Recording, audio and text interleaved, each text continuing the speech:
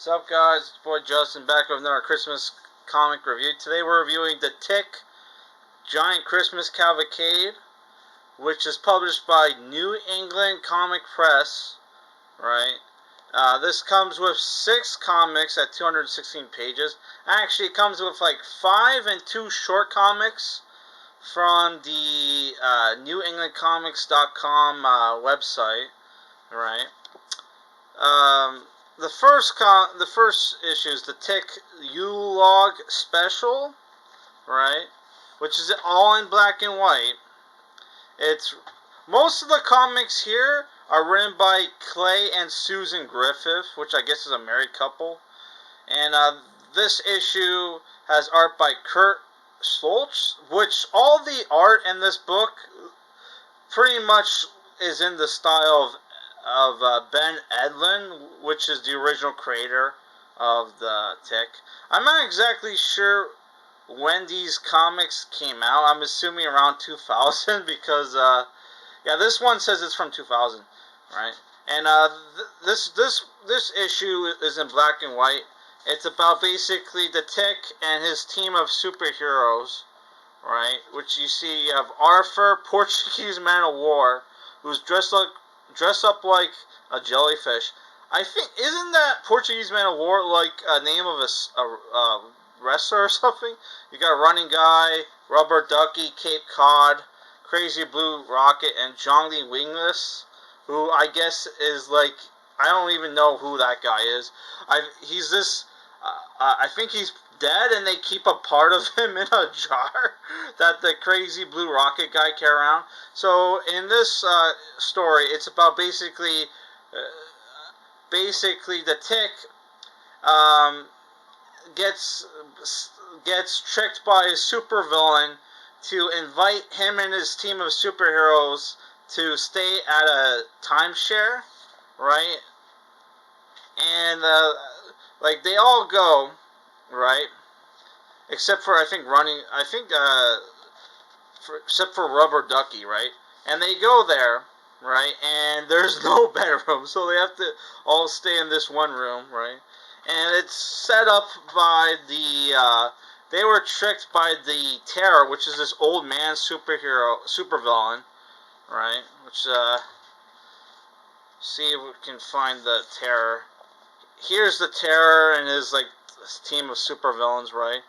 And they were going to, I guess, kill the Tick and his group of superheroes friends, but it goes awry when the killer bovine shows up, right? Which is this killer cow that eats people. Here it is, right? And that's how that story ends, right? Okay, the next Christmas comic is in color, right? Which so it's the Tick Big Red and Green Christmas Spectacle. This one's written by Clay and Susan Griffith as well, with art by Dave Garcia. And by the way, they promote the stupid live action Tick show, which only had like 6 episodes. I think it only had like 6 episodes or something, right? And they even have toy ads for that here. Like you see, they have like the ads for the stupid toys, which at the end of every issue, they have the same ads over and over with a mini comic, right? So yeah, this story is about how basically these like cowboys are working for this rich guy, and he sends them out to buy every toy in town. So it's here you think, oh, they're robbing the place. Actually, they're buying it. The guy gave them a check, right? And they're buying every toy in town, right? So like nobody can buy toys for Christmas, right? And like this scene reminded me of Arnold Schwarzenegger Christmas film, Jingle All the Way, where everybody's trying to buy the Turbo Man doll. Right. Yeah. So yeah, they decide they get a clue from the cashier, right? That about the identity of the person who bought all the toys, because his name was on the check, and they go to the saloon, right? And they confront him about, okay, why did you buy every toy in town, right? And he says, because for Christmas one year, instead of getting the Whoop-It Carson 6-shooters, which Whoop-It Carson in this comic book is like the name of a hero character from a Western TV show, kind of like what was that show? Bounty Hunter, right? And Bounty Hunter, not Bounty Hunter. Was it most? Oh shit! What was that show where the one guy? There's that Rifleman show. That was one Western TV show. And there's the Lone Ranger, but there was also one with Steve McQueen called Bounty Hunter or some shit. Not Bounty Hunter, Most Wanted or some shit. Yeah, so it's like he's like a character like that, right? So he wanted like a 6-shooter toy, but he got a Geiger counter, and because of that, he made that's how he made his fortune using the Geiger counter. He found he made a fortune in uranium, and because it made him a man, right? Not getting what he wants for Christmas. He wants to make sure every kid in town doesn't get what he wants for Christmas. So the tech decides to go see the star of Whoop-It Carson, right? And first they stop by the house of the sidekick, right? And then they go to see Whoop-It Carson, who's this old guy at a retirement home. But the tech gets him to suit up back in his old costume, and he looks young again, right? So they go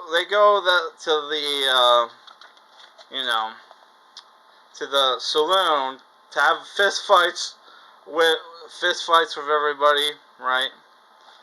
And the guy's like, "Oh, I rigged I put the toys in the mine, and I'm gonna blow it up, right?" So he does this thing where he gives him his guns, right? It's like, "Merry Christmas, Buckaroo." What? Real whoop-it-up 6-shooters? Oh wow, I was right. And it turns out, yeah, he doesn't care about the stupid guns. Right? He's gonna blow it up anyway, but the tech stops him. Right?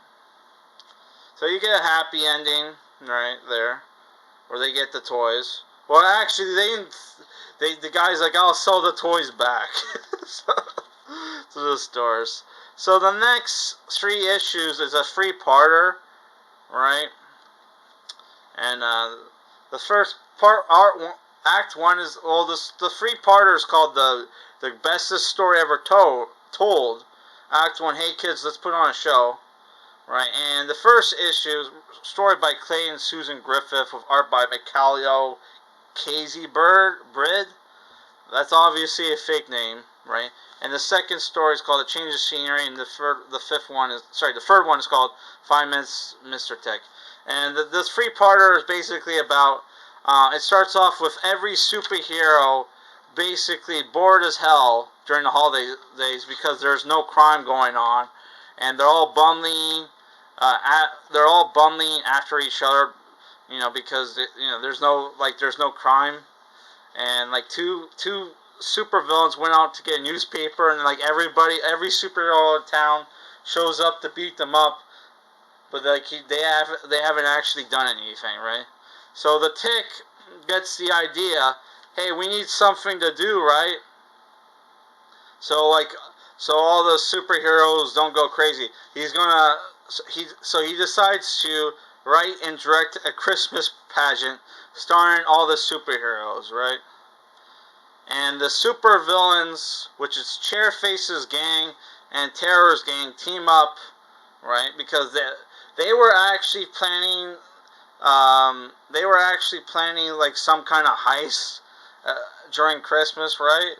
But they decide to get involved with the pageant, right? And they were gonna have this plan where they were gonna hypnotize everybody during the final act of the pageant, right? So here, part 3. Sorry, part 2, part 3. Also, like, there's a joke here that's kind of offensive. Where, like, the story is basically, the pageant is like a combination of A Christmas Carol and, like, the story about baby Jesus being born, right? So, like, you have one of the villains is dressed up like a mountain, and he's like, "Why am I dressed like a happy cowboy?" Right? It's like, "You're a Mountie. I'm required by law to have 6% Canadian content. It was this costume or William Shatner or William Shatner. Good call." So they make fun of Mounties and they make fun of William Shatner in this book, right? Yeah, like that was a good story. The last 2 stories are, you have like the last 2 stories aren't Christmas themed at all. It's basically the second last story is like the Tick. It's Arthur's birthday, and the Tick goes out to get a birthday gift, right? And he goes to this guy's toy store, and it turns out this guy is a supervillain, and all of his toys are meant, like, it's kind of like the plot of, like, it's kind of like the plot of Silent Night, Deadly Night Part 5, where the guy has, runs a toy shop and has, like, killer toys. This guy has killer toys, and he's going to sell, the Tick a bomb, right? But the Tick, and he said it for 5 minutes, but the Tick, only form of money is a jar of pennies, right? So the bomb's ticking away while, the Tick is counting his change, right? And the guy's like, "You know what? I need to go outside a second." Relieves the Tick inside the store with the bomb, and the Tick comes out and to ask him, comes out, and the bomb blows up the guy's toy store. The end. For some reason they reversed the last issue, which the last issue here is basically Arthur's brother-in-law is coming for dinner, right, at his apartment, and it turns out like he really hates his brother-in-law because he was like a co-worker at the firm that Arthur worked at before he became a superhero, right? And the guy after he won like $10 million gambling in Vegas, he became a supervillain called Slot Jockey of Doom. While this is going on, there's a subplot where Tick teams up with this Punisher wannabe, which is weird because if you read the Tick comics, like they already have a parody of Punisher called Paul the Samurai. So it's like they have like 2 parodies of the same character, right? It's kind of lame. But then again, like the boys do that too, right? Yeah, they have like multiple like parodies of Batman in the fucking boys costume with people like Tech Knight and Black Noir, right? So yeah, this comic was pretty funny as well. I'm not gonna spoil the whole thing because I want to wrap it up. So what did I think about this comic? If you like the idiotic humor of the Tick cartoon and its wacky bizarreness, you'll probably like this comic book. And this graphic novel. This graphic novel goes for $10 US. I think I paid $15 for it. At that price, this is totally worth it. But like, keep in mind, this is like a superhero parody comic book that focuses more on the comedy than, like, than like action or adventure that most superhero comics are known for, right? This isn't like One Punch Man, right? This is more like Gintama. It's like, I know most of you guys are weebs, so I hope you understand that allegory. But like, you know, my comparison. But yeah, this is like, if you're looking for a fun like like superhero parody book to read, right? That isn't dark and gloomy and fucked up like The Boys. I recommend this. This was a pretty fun read, right? So our next Christmas comic review is going to be the Guardians of the Galaxy Best Story Ever, which just only has one Christmas story in here, but there's a comic in here written by Jim Starlin, so that should be good. Yeah, and it's pretty thin, so it shouldn't take me that long. And the last Christmas graphic novel we're going to review for Christmas month is this thing that I got for like $10 at the comic book shop. Yeah, so that should be good.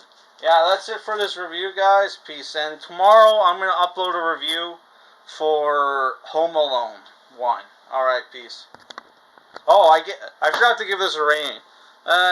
It's a 6. It's like a 6.5 out of 10, you know. Yeah.